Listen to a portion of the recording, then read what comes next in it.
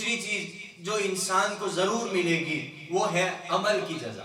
نیک عمل کی جزا نیک ملے گی اور برے عمل کی جزا بری ملے گی.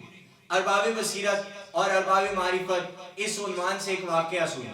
حضرت موسیٰ علیہ السلام نے ایک دن پروردگار سے عرض کی، پروردگار مجھے اپنے اسراروں میں سے ایک کا علم عطا کر. تو آواز قدرت آئی، موسیٰ فلاں دن فلاں چشمے کے پاس شہر سے باہر جا کر چھپ کر بیٹھ جائیں، ہم تمہیں اپنے اسرار کے بارے میں بتائیں. جناب موسیٰ شہر کے باہر چشمے پر جا کر بیٹھ گئے. اب جب بیٹھے تو اچانک دیکھا ایک سوار آیا، گھوڑا سوار، جس کے پاس پیسوں کی تھیلی تھی. اس نے اس چشمے پر بیٹھ کر تھیلی کو گنا، پیسوں کو گنا، اور گننے کے بعد وہاں پر تھیلی رکھی اور چلا جا. اتنے میں ایک بچہ آیا جس نے پیسوں کی تھیلی کو دیکھا، اٹھایا اور ساتھ لے کر چلا. تھوڑی ہی دیر گزری تھی کہ اسی چشمے پر ایک اندھا آیا. اب اندھا آ کر بیٹھا. ابھی اندھا وہاں پر تھا کہ گھوڑا سوار شخص جس کی تھیلی تھی وہ واپس آ گیا. اس نے آ کر اس شخص سے کہا کہ میری رقم کہاں ہے؟ یہاں پر میرے پیسوں کی تھیلی پڑی تھی.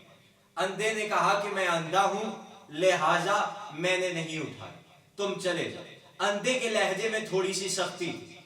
گھوڑا سوار شخص کو پسند نہیں آئی. اس نے تلوار نکالی اور اگلے بندے کو، اندھے کو قتل کر دیا اور وہاں سے چلا گیا. اب جناب موسیٰ یہ سارا واقعہ دیکھ رہے ہیں، پریشان ہوئے اور پروردگار سے عرض کی، پروردگارا مجھے سمجھ نہیں آئی کہ یہ اندھا کیوں کر قتل ہو گیا، حالانکہ پیسے تھیلی اس بچے نے اٹھائی تھی.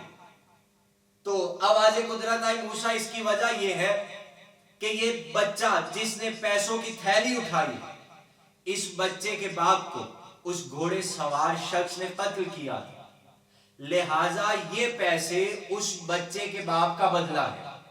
اور اس اندھے کے قتل ہونے کی وجہ یہ ہے کہ اس اندھے نے اس گھوڑے سوار شخص کے باپ کو قتل کیا تھا، لہٰذا اس نے اپنا قصاص لے لیا.